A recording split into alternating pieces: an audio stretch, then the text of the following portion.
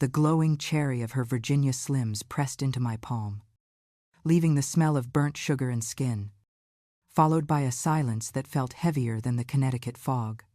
This morning, Madame Evelyn descended the marble stairs, her silk robe billowing like a victory flag. Convinced that my bowed head meant I was finally broken, I calmly placed the silver tray on the mahogany table, pouring the Earl Grey with a hand that did not tremble.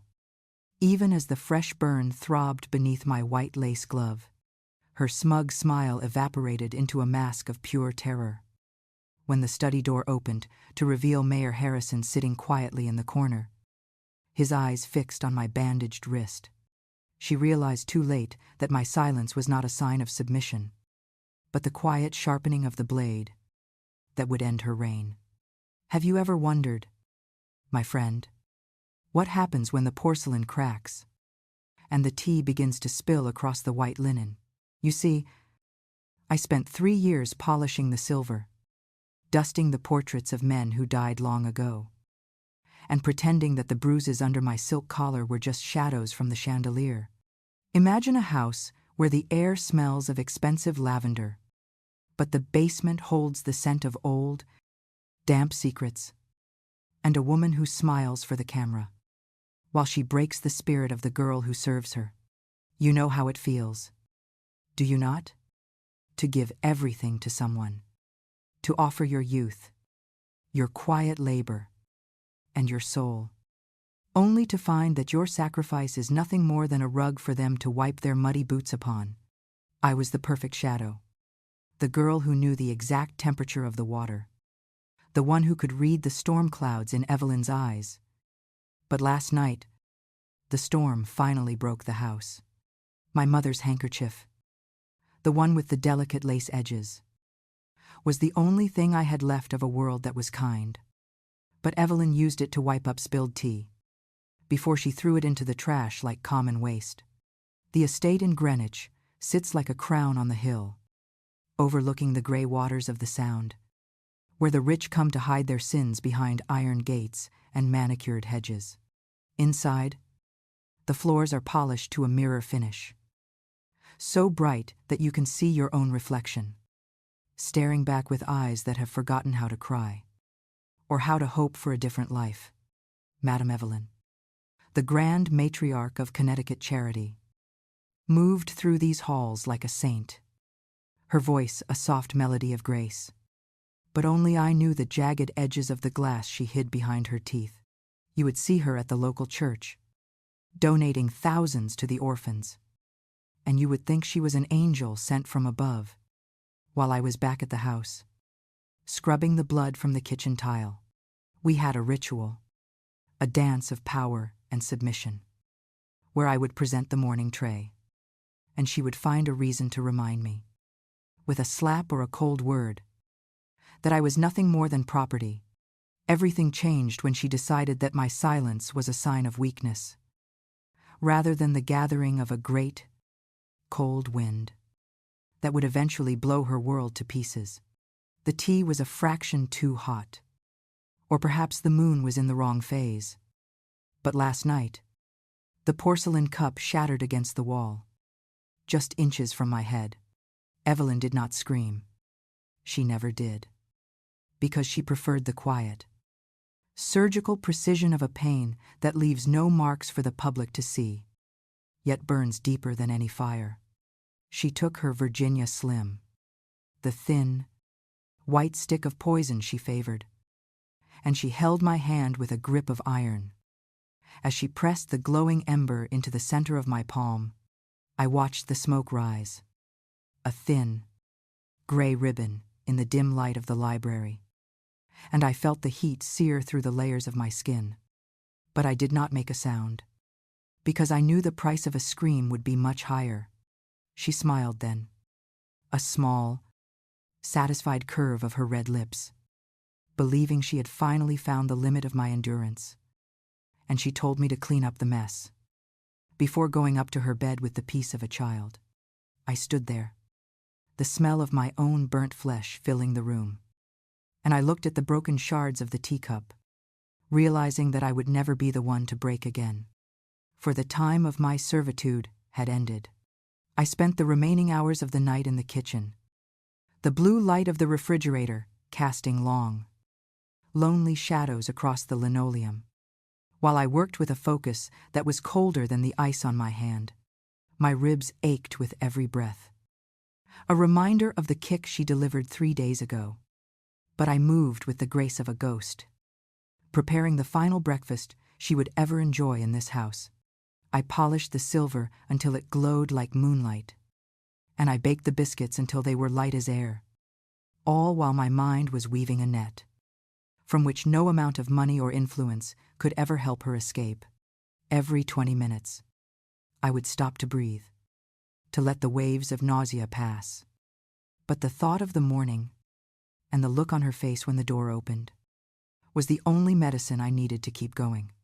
I reached for the phone, my fingers hovering over the keys, and I made the calls that would bring the high and the mighty to this den of cruelty, inviting them to witness the true nature of their beloved benefactor.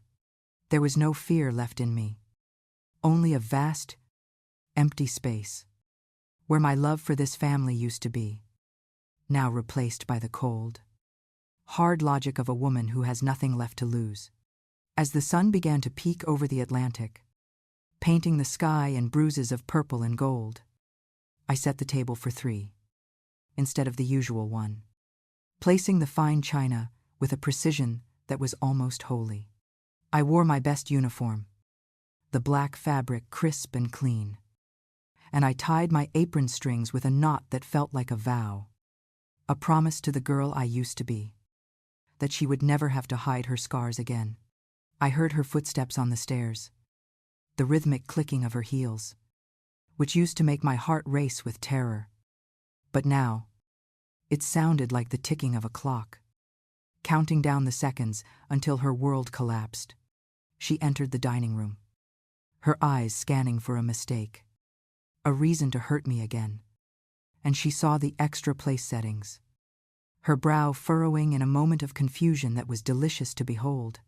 I stood by the sideboard, my hands folded neatly in front of me, and I gave her a small, respectful nod, as if everything was perfectly normal, while the sound of a car pulling into the driveway signaled the arrival of the end. Evelyn turned toward the window, her hand clutching the silk at her throat, and she saw the mayor's car, along with the van from the local news station. Realizing that the stage was set, and she was the only one who did not know the script, the door chimes echoed through the house, a bright, cheerful sound that felt like a funeral bell for the reputation she had built on a foundation of lies and broken bones. I did not wait for her permission. I simply walked to the foyer, opening the heavy oak door to the men who held her future in their hands, and I led them into the dining room where she stood like a cornered animal. Mayor Harrison looked at the table, then at her, and finally at the way I held my hand, the bandage visible even through the lace of my glove, and the silence in the room became a vacuum that sucked the air from her lungs. I began to serve the tea, the liquid flowing smoothly into the cups, and I felt a strange sense of peace, a quiet justice that did not need to shout, because the truth was written in the lines of my face and the fire in my palm. She tried to speak, her voice trembling with a fake warmth that she had used for years, but the mayor held up a hand, his eyes filled with a disappointment that was sharper than any knife. The morning was just beginning.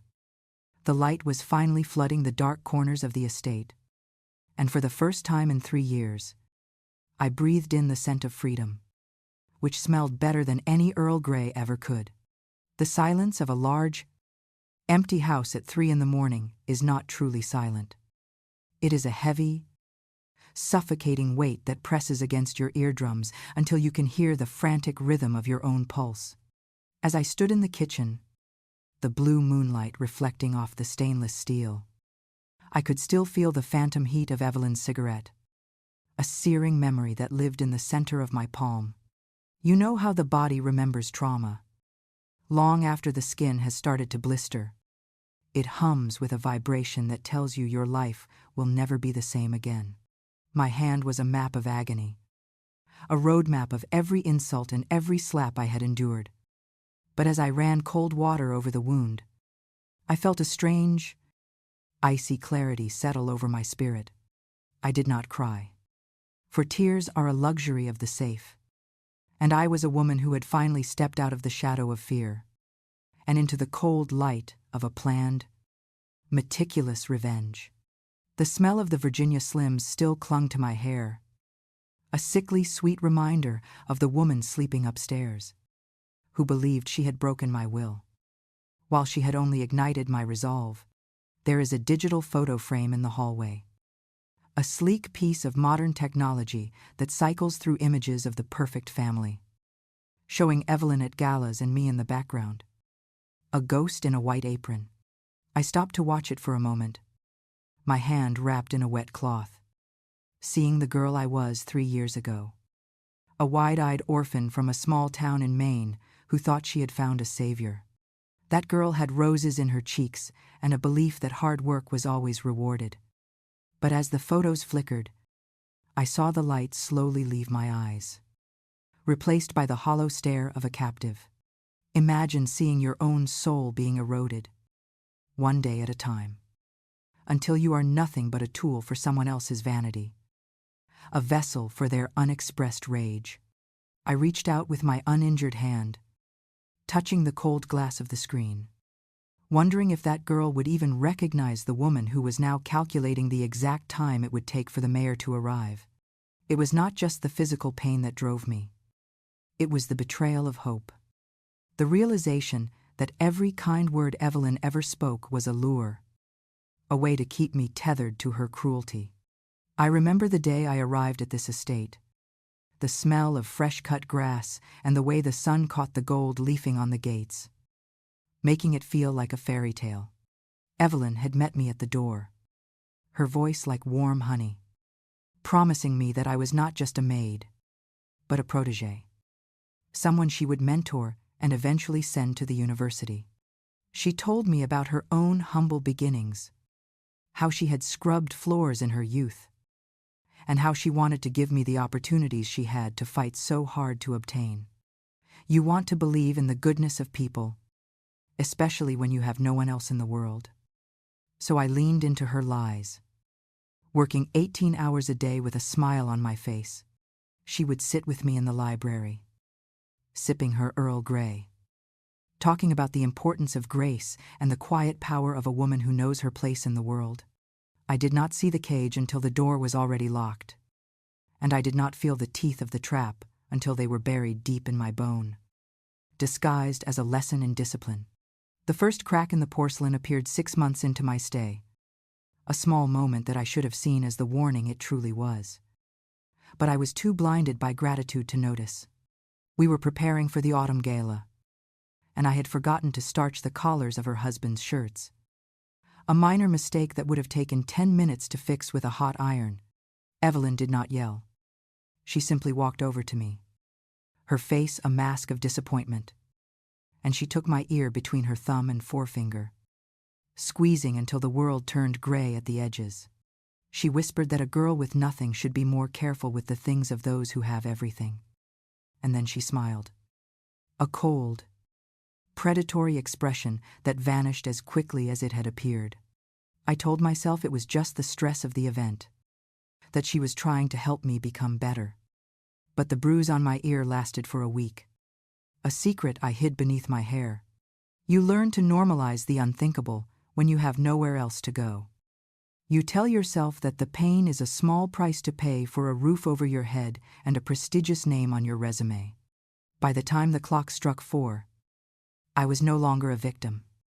I was an architect of a new reality, one where the mistress of the house would finally be forced to look at the wreckage she had created. I began the ritual of the silver, polishing the heavy spoons and forks with a frantic energy, using the physical labor to keep the exhaustion from pulling me down into the darkness. Every stroke of the cloth was a heartbeat, a steady, rhythmic promise that the sun would rise on a house that was no longer a prison. but a courtroom. I could feel the ranzung in my ribs, a sharp, stabbing reminder of the kick I received for being too slow with the laundry. But I moved through the pain with a borrowed calm. I dialed the mayor's private number, my voice steady and professional as I posed as Evelyn's secretary, knowing that he would never refuse a breakfast invitation from the woman who controlled the city's social board.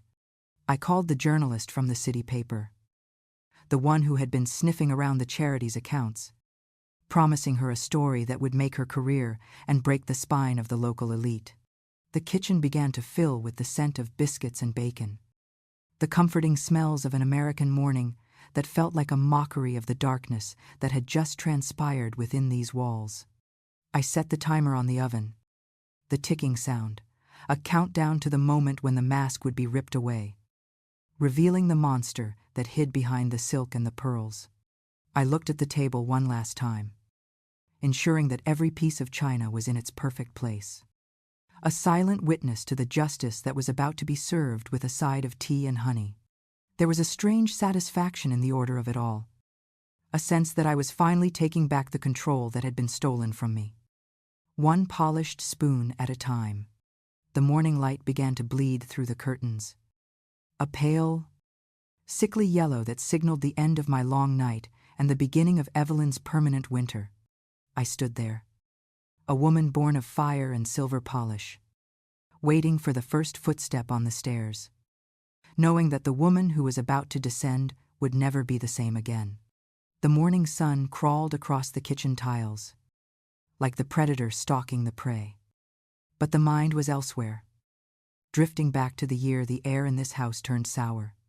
You know, there is the specific moment, when the person decides to trade the humanity for power, some single heartbeat where the light in the eyes is replaced by the cold, calculating greed. For Madame Evelyn, it was the afternoon the lawyers arrived, with the leather briefcases and the whispers of the late husband's mountain of gambling debts, and the secret apartment he kept in the city for the woman half the age. Myself remember her standing in the foyer, the face, some mask of porcelain perfection, but the hands were trembling so violently that she shattered the crystal vase just to hear something scream. She did not cry for the man she lost.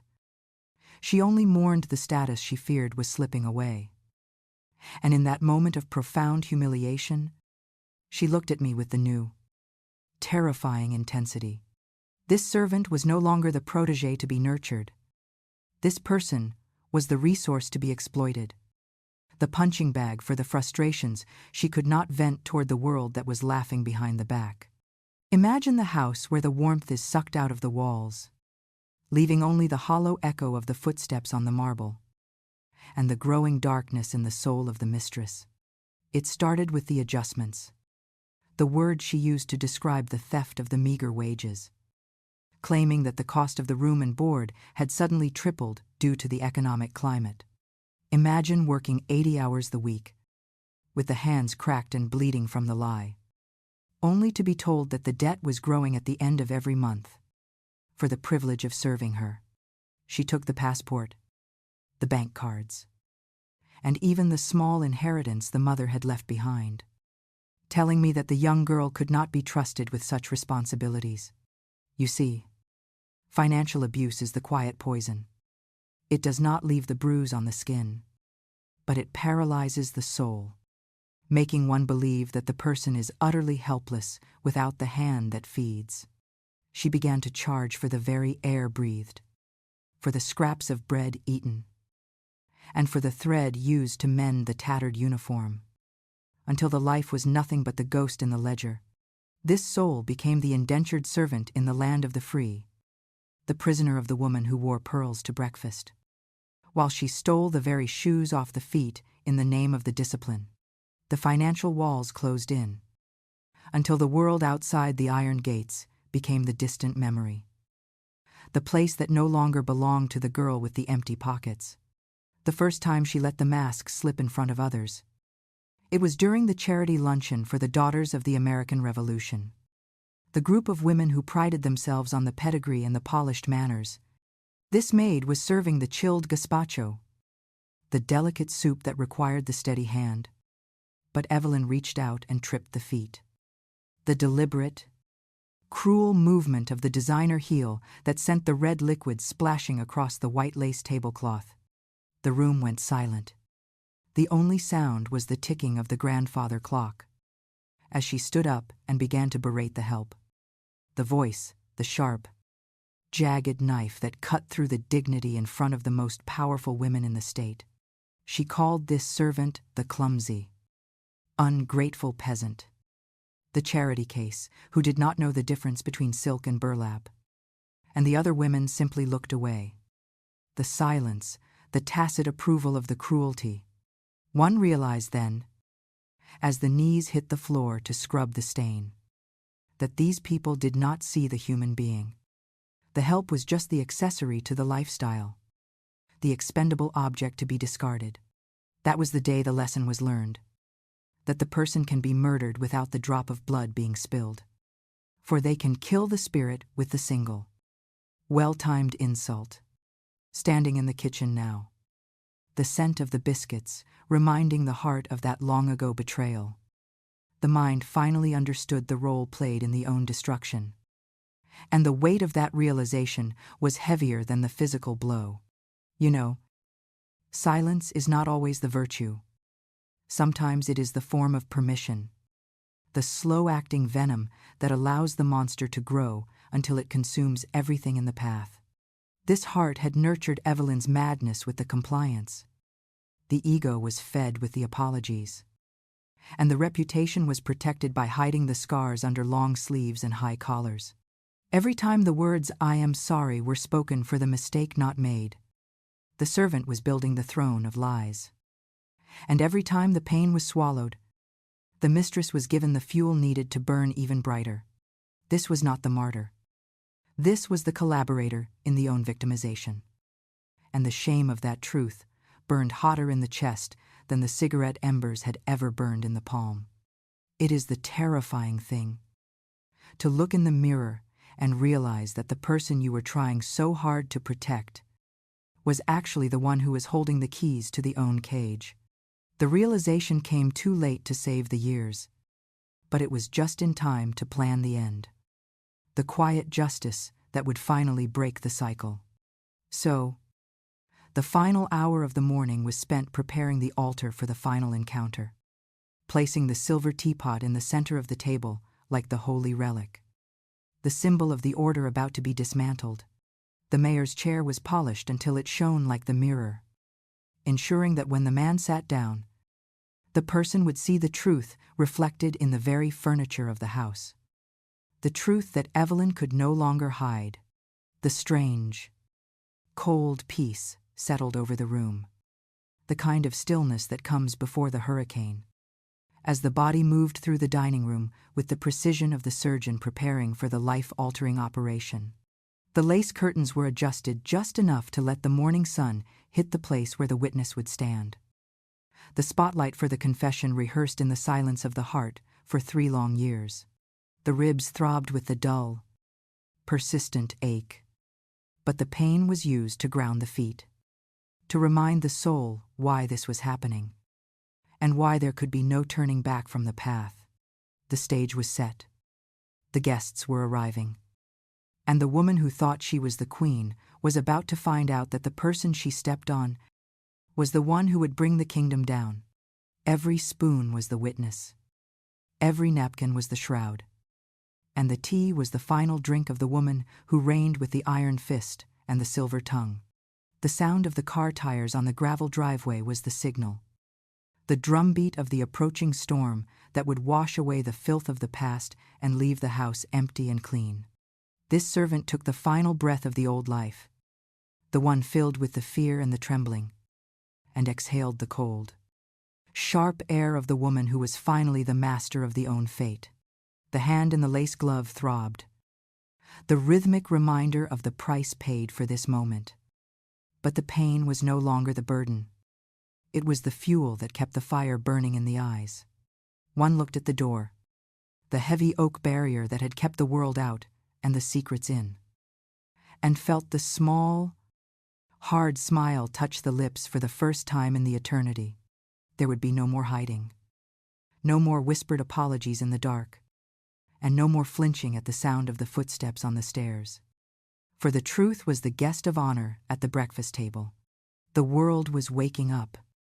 The birds were singing in the hedges as if the day was like any other. But inside these walls, the clocks had stopped. And the time for the reckoning had arrived. Evelyn would wake up to the world she built. The one made of mirrors and sharp edges. And she would find that she was the only one left to bleed in the house of glass. The chime of the doorbell rang out through the grand foyer. A sound so crisp and so final that it seemed to shatter the very air, which had held me captive for 3 years. You know, there is a specific frequency to a bell that signals the beginning of the end, a chime that acts as a bridge between the nightmare of the past and the cold reality of the morning. As I stood there, with my hand hovering over the silver tray, the sound pulled me back, dragging my mind into the shadows of the library. Just 10 hours ago, when the darkness was total, imagine a room where the only light comes from a single, dying amber lamp, and the air is thick with the smell of expensive gin, and the sharp, metallic tang of a woman's growing malice. Evelyn was sitting in her high-backed chair, her shadow stretched across the floor, like a dark stain that refused to be washed away. No matter how hard I scrubbed, the silence then was not peaceful. It was a predator, crouched and waiting for the smallest sound, a single breath, or the clink of a spoon, to justify the strike. I had entered the library with her evening tray, my footsteps muffled by the thick Persian rugs, which had been bought with the money she stole from my own future. She did not look up, her eyes fixed on a ledger of debts, her fingers tapping a restless rhythm against the mahogany surface that I had polished until my knuckles ached. You see, the monster does not always roar. Sometimes it whispers, and sometimes it just stares at you, with a look of such profound disgust that you begin to wonder if you are truly human at all. I placed the tea down, my hand shaking just a fraction. A tiny tremor that caused the porcelain lid to rattle. A sound that, in that quiet room, was as loud as a gunshot. She looked at me then, her eyes cold as a winter Atlantic, and she asked me, in a voice as smooth as silk, why I was determined to destroy her peace. With my clumsy, peasant hands, I tried to apologize. The words, "I am sorry," madam, falling from my lips, like dry leaves onto a cold pavement. But she was not looking for an apology. She was looking for blood. The porcelain cup was the first thing to go. She did not throw it. She simply let it slide from her fingers, watching with a detached curiosity as it exploded into 1,000 white shards. Against the dark wood, I knelt to pick up the pieces, my fingers grazing the sharp edges, when her foot came down, pinning my hand to the floor with a pressure that sent a lightning bolt of pain, straight to my shoulder. You know, the physical pain is a strange thing. It narrows the world down to a single point, a burning white heat that swallows your vision, and leaves you gasping for air that will not come. She leaned over, her face inches from mine, and she told me that a girl who cannot even serve tea does not deserve the air she breathes, or the roof that covers her head. I looked into her eyes, searching for a flicker of the woman who had promised to be my mentor. But there was nothing there, only a vast, empty hunger for control, and a hatred that had no bottom. She took her Virginia Slim, the thin white stick glowing like a malicious eye in the dark, and she held my other wrist, her grip as unyielding as a set of iron shackles. The burn was a slow, deliberate violation, a searing kiss of fire that crawled through the layers of my skin, while she watched my face with a look of intense, quiet satisfaction. I did not scream, because I knew that a scream was the only gift I had left to give her, and I refused to let her have the pleasure of my agony, even as the smell of my own burnt skin filled my nostrils. You see, when you have nothing left but your silence, that silence becomes your armor, a cold, hard shell that protects the tiny spark of who you are from being extinguished by the dark. She pressed harder, the glowing cherry sinking deeper into my palm, until the world began to spin, and the library walls seemed to close in around me, like the lid of a heavy, velvet-lined coffin. When she finally pulled away, she did not offer a bandage. She simply told me to clean up the mess, and to be thankful that she did not turn me out into the street. Like the stray dog I was, I stayed on the floor for a long time, listening to the sound of her heels retreating up the stairs, while my hand throbbed with a rhythm that felt like a ticking clock, counting down to my resurrection. The final blow came when she noticed the handkerchief, the one my mother had theute with my name, which had fallen from my pocket during the struggle, and lay there like a wounded bird on the rug. She picked it up with 2 fingers, her lip curling in a sneer, and she used it to wipe the spilled tea from the floor, before dropping it into the overflowing trash can. With a casual, dismissive flick of her wrist, that was the moment the bridge collapsed, the final thread of my loyalty snapping under the weight of her indifference. And I realized that I would never be safe, as long as she was allowed to exist in the light. You know, there is a certain kind of peace that comes when you finally accept that there is no hope for mercy, only the cold, hard necessity of a justice that you must create with your own 2 hands. I stood up, my ribs screaming with the pain of the kick she had delivered, and I looked at the trash can, seeing my mother's lace stained with the dregs of a bitter tea, and I knew what I had to do. The victim died in that library, and the architect was born, a woman who would spend the rest of the night building a gallows out of silver polish and morning invitations. I did not sleep, for sleep is a surrender, and I had too much work to do before the sun dared to show its face over the horizon of this cursed, beautiful estate. I moved through the house like a ghost, my injured hand tucked into my apron, while I prepared the final stage, ensuring that every shadow was in its place, and every witness was summoned to the altar. The physical pain was a constant companion, a sharp, stabbing reminder of why the silence had to end. But it also gave me a focus, a clarity that I had never known in all my years of servitude. Imagine a woman, broken in body but iron in will, scrubbing the floors until they glowed like a mirror, so that when the world looked down, they would see the reflection of their own complicity.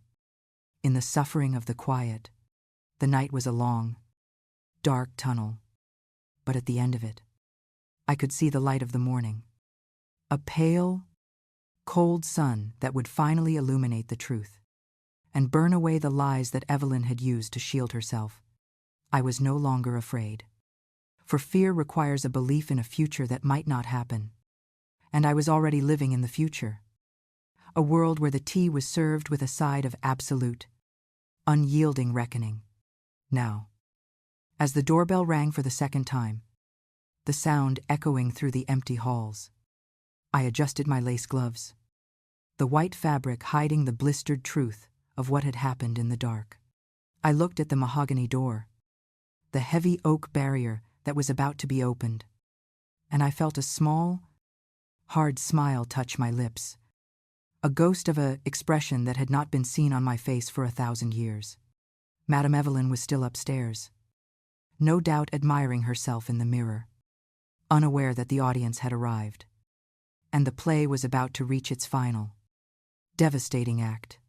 You know, they say that justice is blind, but in this house, justice was a woman with a burnt hand and a silver tray, waiting to serve the most important meal of her life. I walked toward the foyer, each step a declaration of independence, each heartbeat a hammer blow against the walls of my prison, until I reached the handle and turned it with a firm, steady grip. The light flooded in, blindingly bright and gloriously cold. And I stood there to welcome the world into the house of secrets, ready to let the spill begin, and watch as the porcelain finally shattered for good. The bathroom light was a cold, surgical white, flickering against the tiled walls, while I stood before the mirror, peeling the damp cloth away from my blistered palm. You know, the first hour of the morning is when the truth is loudest, because the silence of the world has not yet been filled with the lies we tell ourselves to survive. My hand was a mess of raw, weeping skin, the center of the burn turning a dark, angry purple. But the pain felt like a lighthouse, guiding me through the fog of my own indecision. I looked at the medicine cabinet, the small bottles of aspirin and bandages, realizing that no amount of ointment could ever soothe the ache of a soul that had been trampled for 3 long years. My ribs throbbed with every shallow breath I took, a rhythmic reminder of the kick that had sent me spiraling onto the cold kitchen floor. But I did not flinch, for flinching was the reaction of a victim, and I was something else now. Imagine the girl who once prayed for escape, now standing in the dark, choosing to stay in the cage until she could turn the lock on the woman who held the key. I looked at the small, battered suitcase under my bed, the one I had packed a dozen times, only to hide it away again. Like a shameful secret I was not yet ready to share. Running would have been easy, a quiet disappearance into the gray mist of the Connecticut morning. But running would have left her world intact, her reputation polished, and her next victim already in her sights. You know, when someone takes everything from you, your pride, your money, and your sense of safety, the only thing you have left to spend is your presence. And I intended to spend mine very carefully. I sat on the edge of the tub, the cold porcelain chilling my skin, and I realized that I had worked for this house. I had bled for these floors, and I deserved to see them reflect the face of a woman who was finally being held to account. The thought of the road ahead was terrifying, a vast, empty stretch of unknown territory. But the thought of staying silent was a death sentence, a slow suffocation in a room filled with expensive lavender and cheap cruelty. I reached for the phone, the plastic cold against my ear, and I felt the weight of the night finally begin to lift as I dialed the first number, with a hand that was steady. Despite the fire in my nerves, the voice on the other end was groggy, the sound of a man who lived a comfortable life, a man who did not know what it was like to sleep with one eye open. Listening for the sound of a silk robe on the stairs, I spoke with the practiced, melodic tone of a devoted secretary, the voice I had used for years to protect Evelyn's secrets. But this time, the words I chose were the hooks that would pull the mayor into my carefully constructed trap. I told him there was an urgent matter, a delicate situation regarding the charity's recent audit, and that Madame Evelyn insisted on his presence for a private breakfast before the board meeting at 10. He did not question me, because Evelyn's invitations were commands, and he was a man who valued the support of a woman who could make or break a political career with a single phone call at a gala.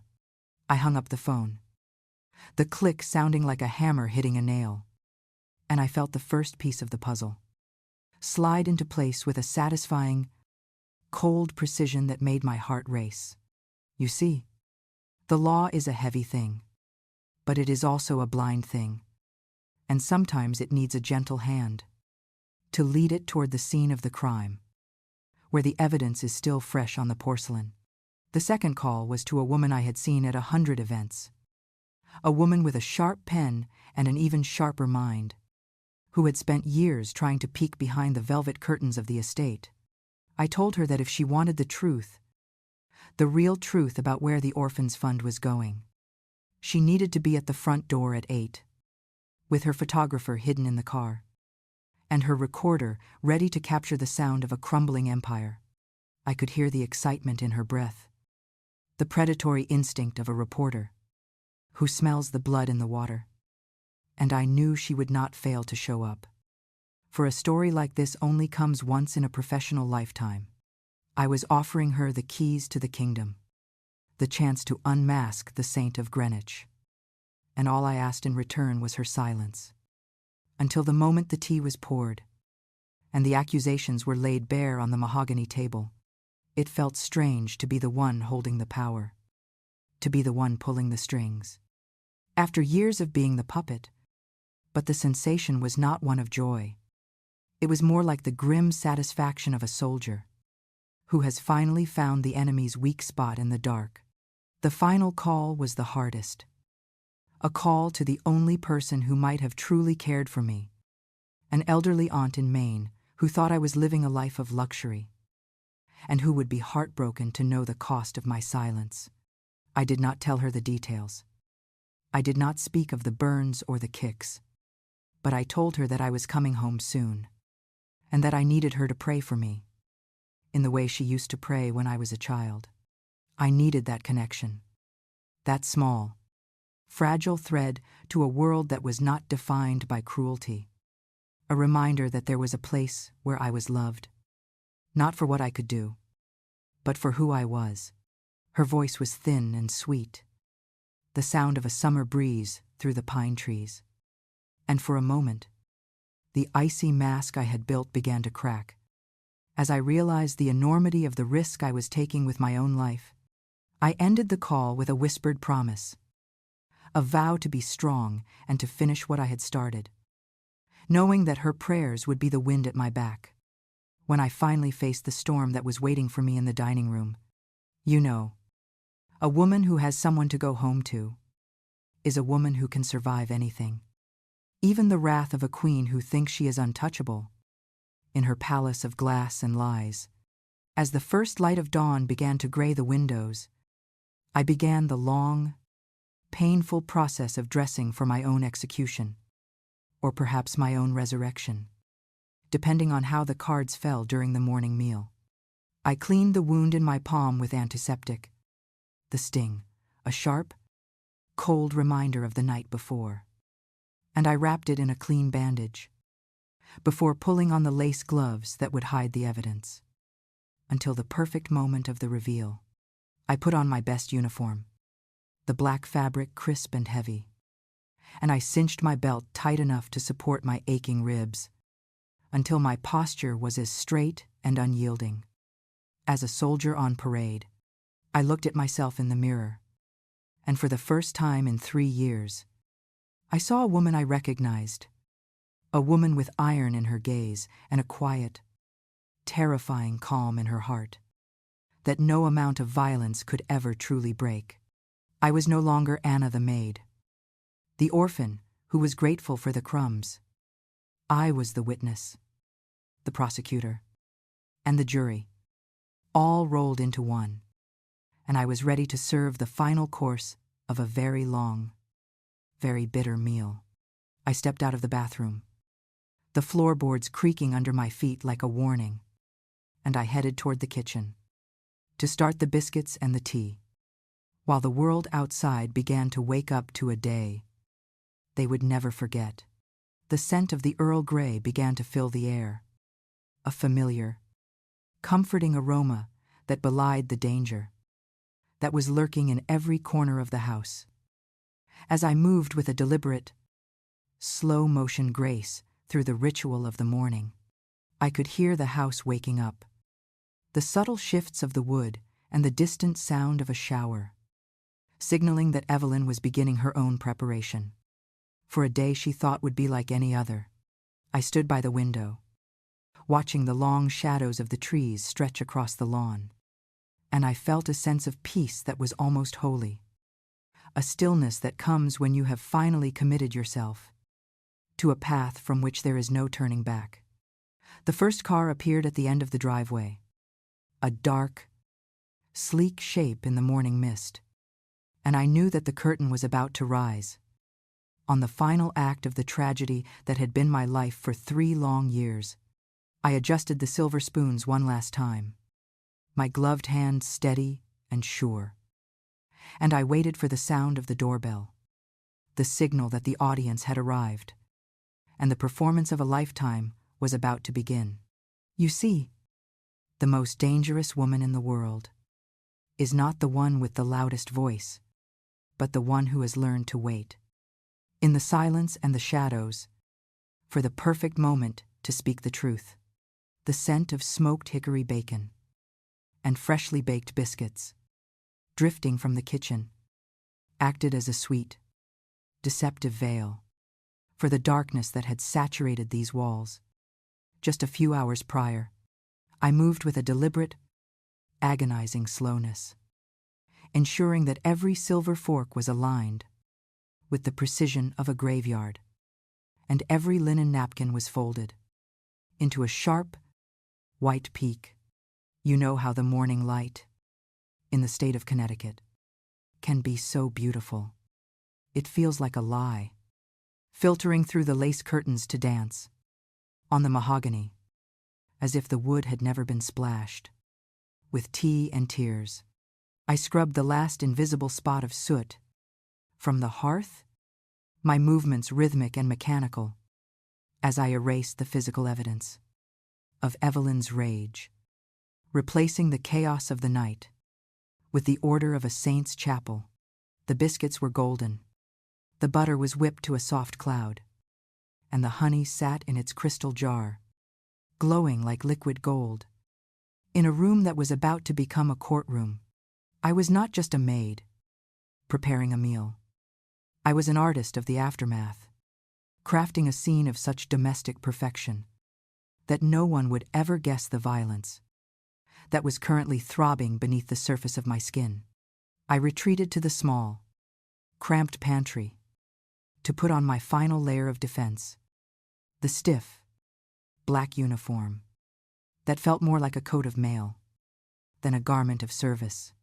The belt was pulled tight, a sharp, necessary constriction that held my broken ribs in place, allowing me to stand with a rigid, unnatural grace that I would need to maintain for the next hour. You see, the way a woman stands tells the world everything, and I would not allow Evelyn the satisfaction of seeing me hunch over in the pain she had so carefully gifted to me.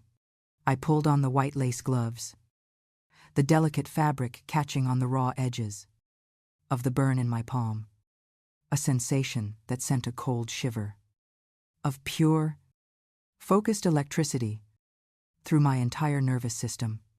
My reflection in the polished silver tray was that of a stranger, a woman with eyes of flint and a mouth of iron, a woman who had buried her fear in the same trash can where her mother's handkerchief had been discarded. I was ready. The biscuits were warming, the tea was steeping, and my heart was a cold, silent engine, driving me toward the moment when the mask would finally and irrevocably fall away.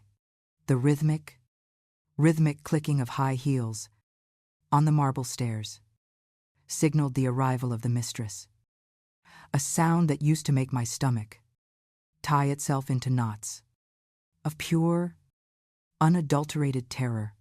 Madame Evelyn descended like a queen, her silk robe a soft, shimmering lavender that matched the morning sky, and her face was a masterpiece of calm, unbothered arrogance. She entered the dining room, her eyes scanning the table for a flaw, a reason to strike.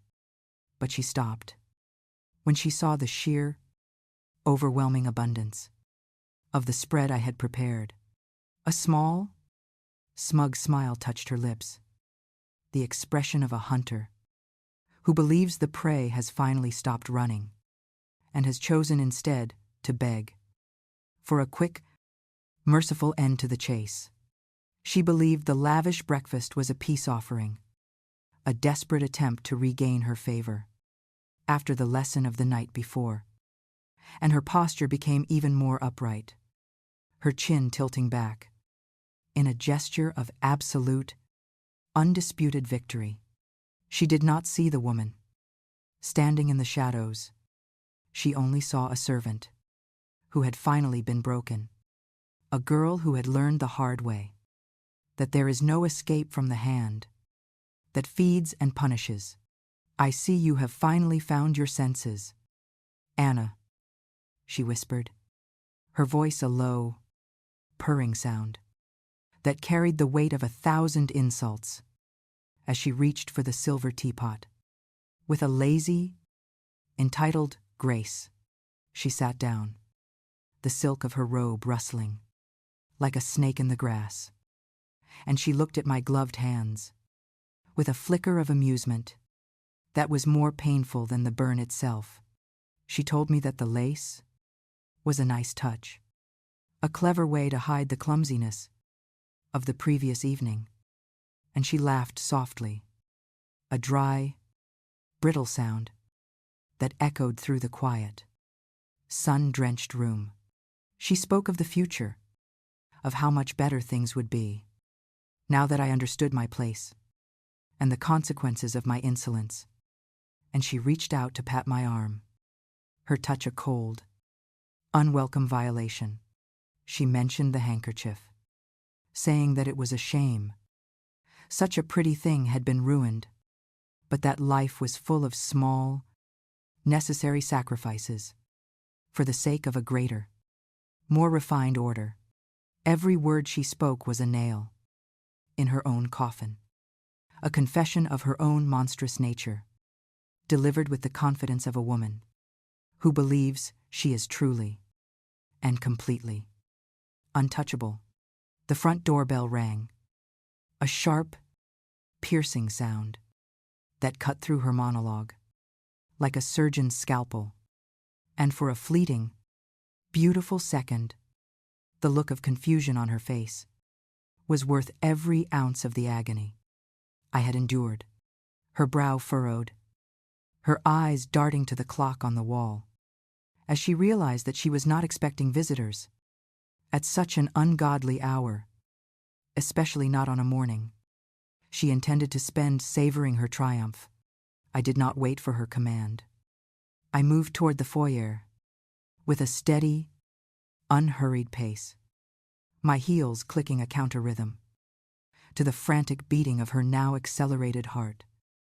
As she called out to ask who could possibly be at the door, I did not answer, for my silence was the only response she deserved, and I pulled the heavy oak door open to reveal the world, in the form of Mayor Harrison and the reporter, who stood there with eyes that were already beginning to see the cracks in the facade.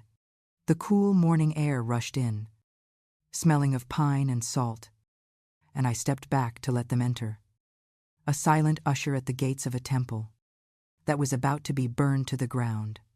The mayor looked at me, his gaze lingering on the way I held my hand, and I saw the first spark of a terrible, growing realization in the depths of his gray, tired eyes. I led them into the dining room, where Evelyn was still frozen in her chair, the silver spoon halfway to her mouth, her face a mask of half-formed lies and rapidly rising panic that she struggled to hide behind a brittle, practiced smile. "Mayor Harrison, what a surprise," she stammered, her voice cracking just enough to betray the terror that was now clawing at the back of her throat as she clutched the silk of her robe. With a grip of white-knuckled desperation, she tried to stand, to play the role of the gracious hostess, but the weight of their silent judgment seemed to pin her to the seat, while the reporter began to take in the perfection of the table and the tension in the air. The mayor did not sit. He stood at the head of the table, his presence filling the room with the gravity of the office he held, and he looked at the biscuits, the honey, and the tea, as if he were seeing them for the first time. I stood by the sideboard, my hands folded, the white lace of my gloves, a stark contrast against the black of my uniform, and I waited for the silence to do its work, for the quiet justice to begin its slow, inevitable grind.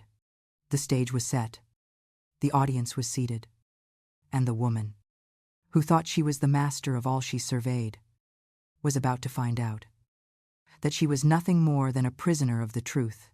The sudden intrusion of the outside world into the hermetically sealed bubble of the estate caused a fracture in the atmosphere that was almost audible to the naked ear.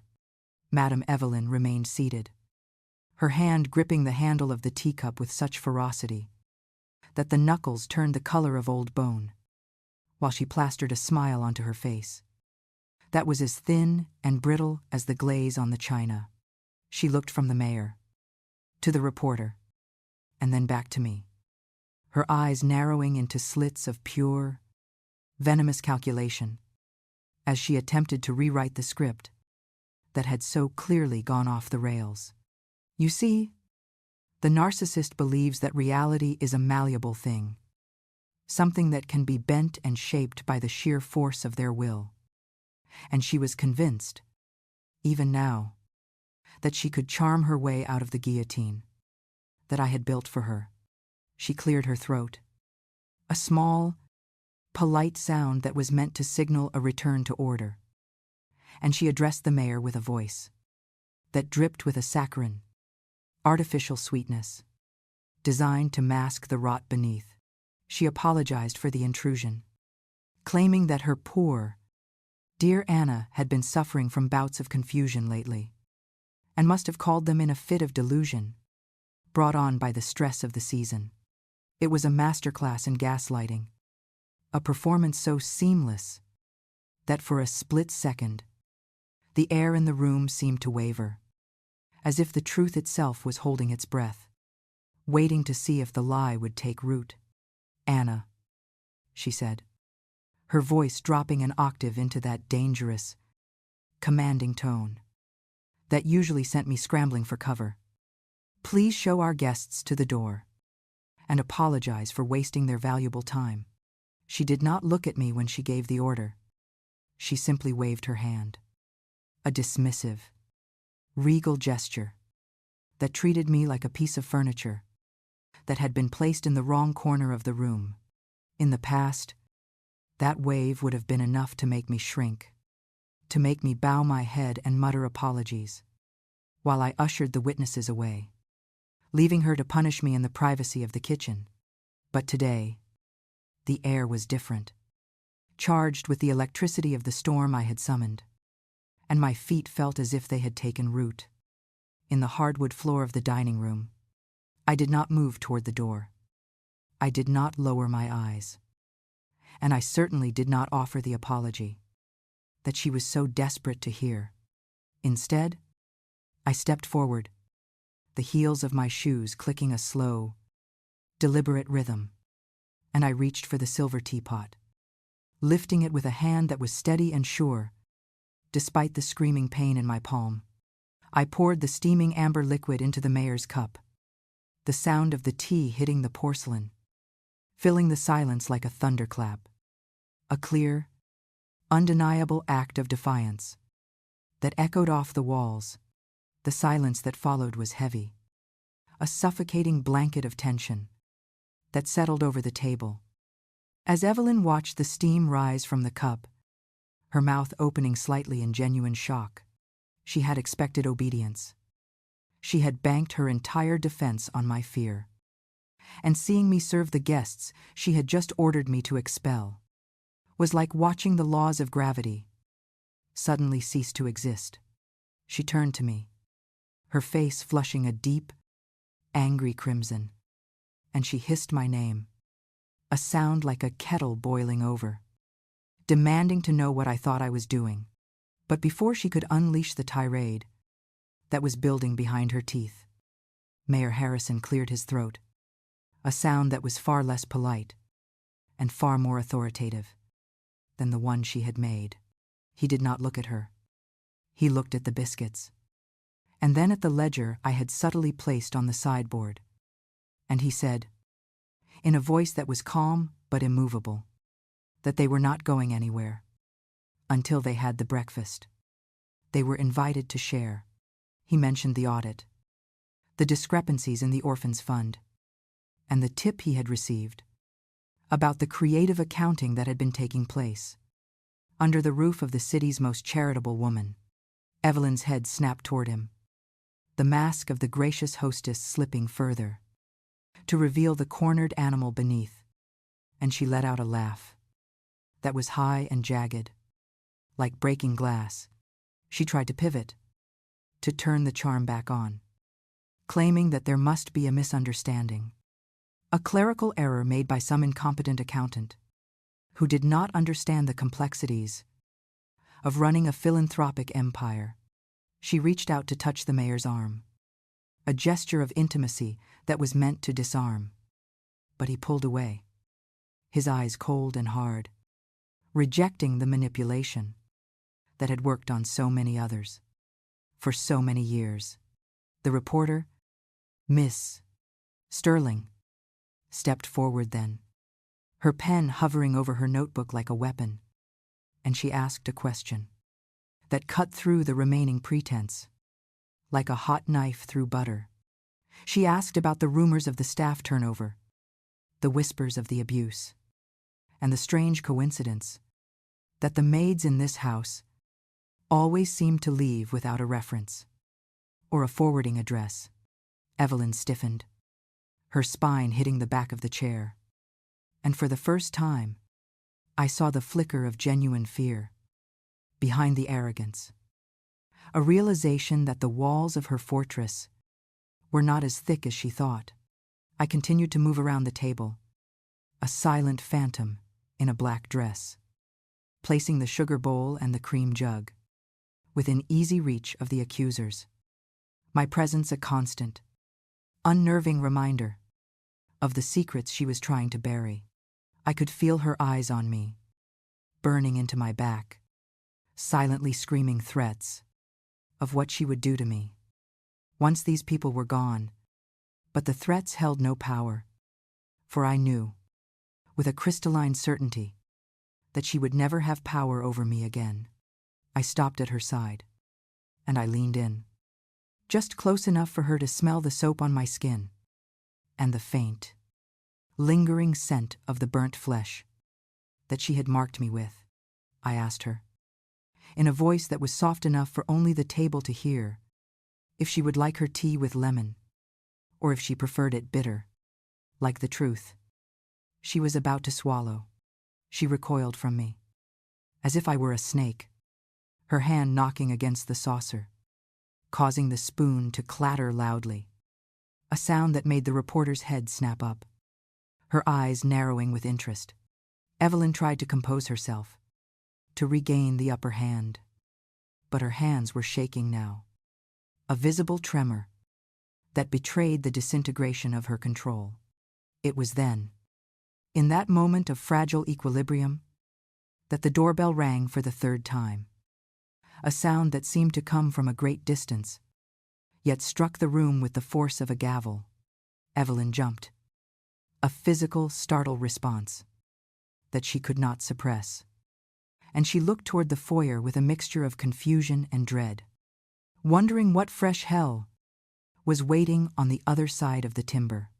She barked an order, her voice cracking with the strain, telling me to ignore it, to let whoever it was rot on the doorstep, for she would not tolerate any more interruptions to her morning. But I was already moving, my path determined by a logic she could not comprehend, and I walked past her, ignoring her commands, as if they were nothing more than the buzzing of a fly.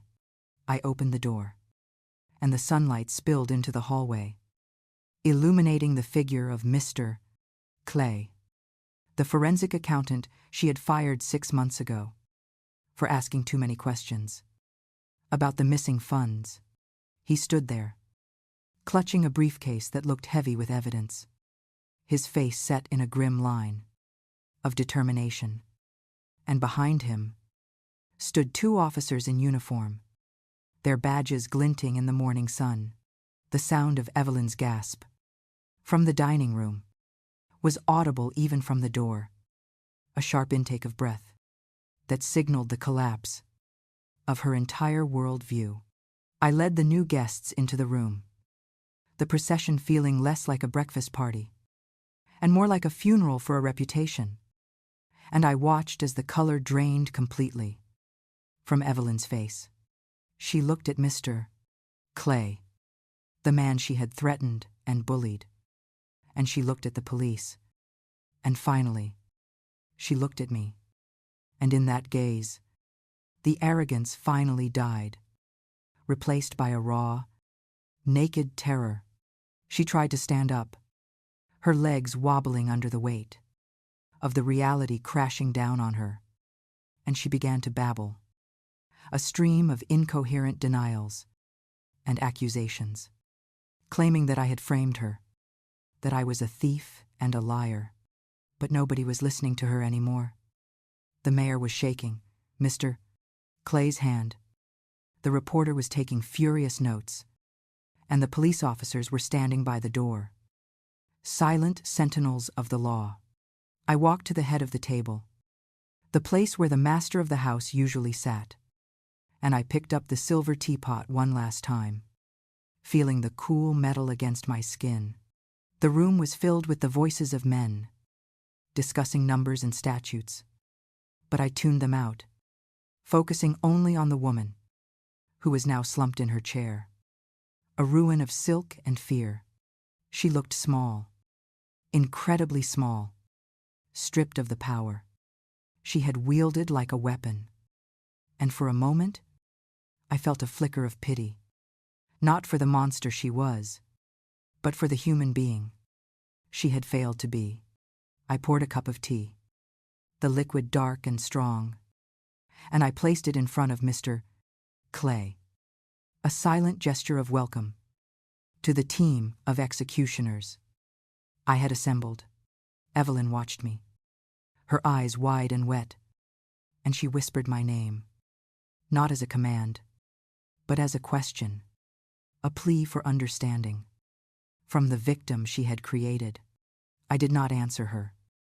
I simply took a step back, folding my hands in front of me, and allowed the silence to stretch, a long, unbreakable thread that connected the past to the present.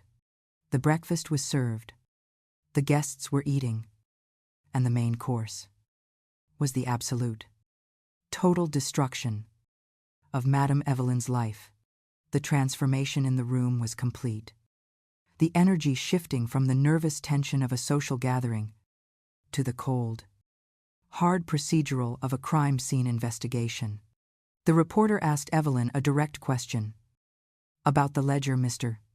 Clay had placed on the table, and Evelyn simply stared at it, her mouth opening and closing, like a fish pulled from the water. She looked around the room, searching for an ally, for someone who would believe her version of the story, but there was no one left, only the witnesses to her cruelty and the architect of her downfall. I stood by the window, the sun warming my face, and I felt the pain in my hand begin to recede, replaced by a strange, humming vibration of pure, unadulterated freedom. The cage was open. The bird had not flown away, but the bird had grown talons, and the keeper was now the one who was afraid of the dark. The tea was getting cold, but nobody seemed to mind, for they were feasting on something far more satisfying: the sight of justice being served on a silver platter. The dining room had become a courtroom, where the sunlight streaming through the sheer curtains no longer illuminated the dust motes dancing in the air, but rather the heavy, suffocating weight of the truth. I stood at the head of the table, a position that had been denied to me for 3 long years, and I looked down at the woman, who was now trembling in her seat, stripped of her dignity and her defenses. You know, there is a certain tragedy in watching a monument crumble. Even if that monument was built on the backs of the poor, because it reminds you of the fragility of all human endeavors. I began to speak, my voice soft and melodic, echoing the cadence she had taught me during those early days, when I was still the project she intended to mold. Do you remember, Madame Evelyn, the afternoon you told me that a woman's greatest asset is her composure, and that a lady never allows the world to see her sweat? I asked this not to mock her, but to remind her of the standards she had set, the impossible heights of perfection she demanded from everyone, while she herself was rotting from the inside out. The mayor shifted uncomfortably, his eyes fixed on the tablecloth, unable to look at the woman he had admired, now that the veneer of her sanctity had been peeled away, layer by agonizing layer. I spoke of the girl who came to this house, the wide-eyed orphan from Maine, who believed that she had found a mother figure in the cold, elegant woman who offered her a room in the attic. I described the slow, insidious erosion of my identity, the way my name was replaced by commands, and my dreams were traded for the endless cycle of polishing silver and scrubbing floors until my knees bled. You see, abuse is not always a shout in the dark. Sometimes it is the quiet, daily theft of your soul, the way someone makes you believe that you are lucky to be treated like a dog. Evelyn looked up at me, her eyes swimming with tears that might have been real, or might have been the last desperate act of a brilliant actress, trying to salvage the final scene of a flop. She opened her mouth to speak, to offer some justification for the cruelty, but the words died in her throat, choked off by the presence of the police officers, who stood by the door like stone statues of judgment. The room was silent, save for the ticking of the grandfather clock, measuring out the final seconds of her reign, a rhythmic countdown to the inevitable conclusion of a tragedy she had written herself. Then came the moment, the terrifying, liberating moment, when the physical evidence had to be presented, not just to the law, but to the conscience of the witnesses gathered. I raised my right hand, the one that had been hidden beneath the table, and I slowly, deliberately, began to peel away the white lace glove that had been my shield against the world. The fabric clung to the weeping skin, a painful reminder of the bond between the victim and the trauma. But I pulled it free, with a steady, unflinching motion. The gasp that went through the room was audible, a collective intake of breath, as the mayor and the reporter saw the angry, purple burn stamped into the center of my palm, in the perfect circular shape of a cigarette tip. This is the mark of your charity, Evelyn, I whispered, holding my hand out for her to see, forcing her to look at the artwork she had created. In a fit of pique over a broken teacup, it was not just a wound. It was a map of her madness, a physical manifestation of the burning rage she kept hidden behind her philanthropic smiles and her Sunday best. The reporter's pen stopped moving, her eyes wide with horror, as she realized that the story she came for was far darker and far more personal than financial fraud. Mr. Clay stepped forward then, placing a heavy stack of papers on the table, next to the untouched plate of biscuits, and his voice was dry and factual, a sharp contrast to the emotional heat of the room. He spoke of the funds diverted from the orphanage, the checks written to shell companies, and the systematic looting of the legacy that was meant to protect the vulnerable.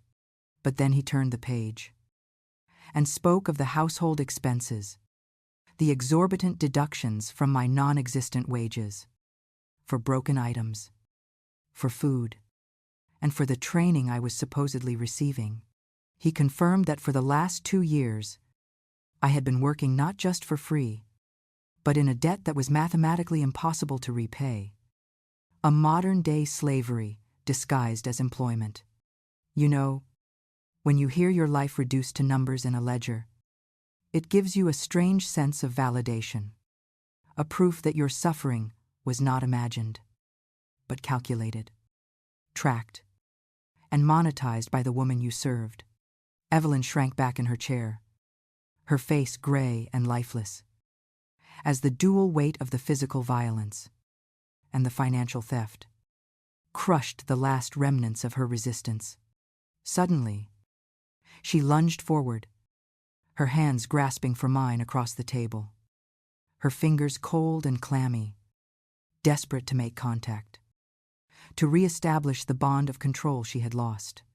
"Anna, please," she sobbed, her voice cracking with a hysteria that echoed off the high ceilings. "Surely you know that I only did it to make you stronger, to prepare you for the harshness of the world." She called me her daughter, her sweet, misguided child, claiming that everything, even the pain, was an act of love, a necessary discipline to purge the weakness from my character. It was a terrifying performance, a grotesque parody of maternal affection, designed to manipulate the witnesses, to make them doubt the evidence of their own eyes. For a moment, the old instinct to comfort her, to apologize for her pain, rose up in my chest, a phantom reflex from years of conditioning. But I looked at the burn on my hand, and the feeling turned to ash. I pulled my hand away, stepping back out of her reach, and I looked at her with a clarity that was as cold and sharp as a diamond. "I am not your daughter, Evelyn," I said, my voice steady and devoid of the fear that had once ruled my life. "And you are not a mother. You are a vampire who feeds on the light of others." I told her that love does not leave bruises, that mentorship does not require shackles, and that the only thing she had ever taught me was how to hate myself. I rejected her narrative, her twisted version of reality, and I claimed my own truth. Standing tall in the center of the wreckage she had caused, the mayor looked at me, and then at her, and he nodded slowly, a gesture of respect that felt like a coronation, acknowledging that the power in the room had shifted irrevocably to the woman in the maid's uniform. Evelyn slumped back, her energy spent, her manipulation failing to find purchase on the sheer, smooth wall of my resolve. She looked small, defeated, a creature of shadow exposed to the harsh light of the midday sun. And for the first time, she looked truly, pitiably alone. The officer stepped forward, the jingling of the handcuffs cutting through the heavy emotional air, a sound that was both metallic and musical, signaling the final act of the drama. He read her rights, the familiar words of the Miranda warning sounding strange in the elegant dining room. "You have the right to remain silent," a phrase that held a delicious irony, given how long she had forced me to be silent. Evelyn did not resist. She stood up slowly, her legs shaking, allowing the officer to pull her arms behind her back, the silk of her robe bunching up under the cold steel of the cuffs. She looked at the table, at the perfect breakfast she had not eaten, and then she looked at me, her eyes burning with a final, lingering flash of hatred. She whispered that I would be nothing without her, that I would starve in the gutter. But her words were empty threats, the last gasps of a dying regime. I watched them lead her away, her heels dragging on the Persian rug, a pathetic exit for a woman who had once glided through these halls like a deity. As they reached the door, she turned back one last time, her face a mask of twisted fury, and she spat on the floor, a final act of defiance that only served to highlight her disgrace. The door closed behind them, the heavy thud echoing through the house, sealing the chapter of my life that belonged to her, and opening a new, terrifyingly blank page. The mayor and the reporter remained for a moment, looking at me with a mixture of awe and discomfort. Unsure of what to say to the woman who had just dismantled a titan, I did not need their words. I only needed the silence. The true, peaceful silence that comes when the predator is gone, and the house is finally, truly empty. I looked at my hand, the bandage stark white against the dark wood of the table, and I felt the first tear slide down my cheek, not for her, but for the time I had lost, and the girl I had to bury, in order to survive. The justice was quiet. It was heavy. And it was done, leaving me standing in the sun-drenched ruins of a life I was just beginning to reclaim. The sound of the heavy oak door clicking shut behind the police officers was the loudest noise I had ever heard. A final, thunderous period at the end of a sentence that had run on for 3 agonizing years. I stood in the center of the dining room, the silence rushing in to fill the vacuum where Evelyn's commanding voice used to be. And for a moment, the quiet was so heavy that it felt like it might crush my ribs, my knees, which had held me upright through the entire morning's performance, suddenly turned to water, and I sank onto the Persian rug. The same rug I had scrubbed on my hands and knees 1,000 times. A sound ripped itself from my throat, a primal, guttural sob that had nothing to do with sadness, and everything to do with the sheer, overwhelming release of a pressure that had been building since the day I walked into this house. I curled into a ball, my forehead pressing against the cold wood of the table leg, and I let the tears come, hot and fast, washing away the composure, the discipline, and the mask of the stoic servant I had worn for so long. It was an ugly, messy cry, the kind that shakes your shoulders and makes you gasp for air. But it was the first honest thing I had done in years, a purging of the poison that she had injected into my soul. I lay there until the sun moved across the floor, watching the dust motes dance in the light, realizing that for the first time, I did not have to worry about cleaning them up, because there was no one left to judge the dust.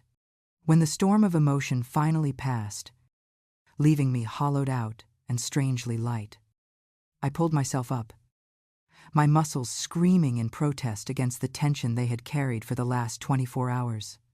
The dining room table was a battlefield of uneaten food and cold tea, a surreal tableau of the violence that had just occurred without a single blow being struck. Save for the one on my soul, I began to clear the plates, a habit so ingrained that my hands moved without conscious thought, stacking the china and gathering the silver, until I froze, my hand hovering over her cup. The rim was stained with her lipstick, a shade of aggressive red that looked like a bloody kiss. And I realized with a jolt of electricity that I didn't have to wash this cup. I could smash it. I could throw it in the trash. Or I could leave it there to rot. But I chose to wash it. Not for her, but for me. A ritual of reclaiming the space, of scrubbing away her fingerprints until the object became just an object again, innocent and silent. I walked through the house, the silence following me like a shy dog, and I opened the curtains in the living room, letting the noon sun banish the shadows where she used to sit, turning the throne room back into a dusty, ordinary parlor. The house felt vast and empty, a shell that had lost its pearl. And I realized that without her presence, the mansion was just a pile of bricks and expensive furniture, devoid of the power it had held over me. The first night alone in the estate was not the peaceful slumber of the just, but a restless, feverish battle with the phantom limbs of my servitude, the psychological wires she had installed in my brain still sparking with residual energy. I woke up at 3 a.m, my heart hammering against my ribs, certain I had heard the sharp, imperious chime of her bell, summoning me to fluff her pillows or fetch her ice water. I sat up in the darkness, the sweat cooling on my skin, and I had to repeat to myself, out loud, that she was in a cell 6 miles away, sleeping on a cot that was harder than her heart.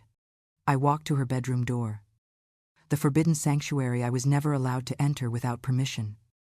And I turned the handle, half expecting her to be sitting there in the dark, waiting to punish me for my insolence. But the room was empty, smelling faintly of her lavender perfume and the stale air of abandonment. The bed made perfectly, just as I had left it, a monument to a queen who had been deposed. I stood on the threshold, breathing in the scent of her absence, and I felt the fear begin to recede, replaced by a weary, cautious triumph, as I realized that the monsters in our heads are often larger than the ones in reality. I didn't sleep in her bed. I went back to my small room in the attic, but I left her door wide open, a symbolic gesture that the secrets of this house were no longer locked away, and the boundaries were mine to set. A week later, I found myself standing in the sterile, fluorescent-lit waiting room of the county detention center, holding a small bag of toiletries that the lawyer had requested I bring. I didn't have to come. The mayor had assured me that I owed her nothing. But there was a part of me that needed to see her one last time, to confirm that the dragon was truly in a cage. When they brought her out, wearing an orange jumpsuit that clashed violently with her pale, aristocratic skin, she looked smaller, older, the sharpness of her features dulled by the lack of makeup and the harsh reality of her new life. She picked up the phone on the other side of the plexiglass, her hand trembling slightly. And she didn't apologize. She didn't ask how I was. She simply asked if I had remembered to cover the rose bushes against the coming frost. It was a pathetic attempt to re-establish the old dynamic, to pretend that this was just a temporary inconvenience, and that I was still her loyal servant, waiting for instructions on how to maintain her kingdom. I looked at her, really looked at her, and I saw not a powerful matriarch, but a sad, broken narcissist who could not survive without a host to feed upon, a parasite who was starving in isolation. I told her, calmly and clearly, that the roses were dead, and that I would not be coming back, not to bring her books, not to pay her bail, and certainly not to be her victim ever again. I hung up the phone while she was still speaking, her mouth forming silent, desperate words behind the glass, and I walked out of the visitor center, leaving her trapped in the box of her own making. The air outside tasted different.